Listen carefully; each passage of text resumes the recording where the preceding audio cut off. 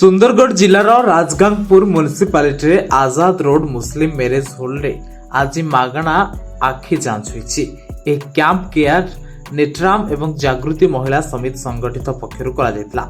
ए कार्यक्रम शीतल कट्टर, दृष्टि टेक्नीशियन रिंकी पटेल, दृष्टि टेक्नीशियन सोरेंद्री धारुआ, दृष्टि टेक्नीशियन आखि परीक्षा करथिले एवं चश्मा बंटन मध्य करा जायतला।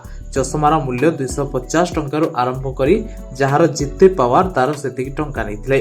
समस्त आखिर प्रोब्लेम अच्छी आखि होची आमर दुनिया आखि सबु किछि तेणु मु चिंता कली माने आखिटा समस्त केयर नेबा निहाती दरकार तेणु मुझे अवेयरनेस प्रोग्रामटा कली आगे आखि चेकअप सब प्रत्येक वार्ड रे हो सेटा चिंता करी मो प्रोग्रामटा करिया पे मनस्ताप करिछि।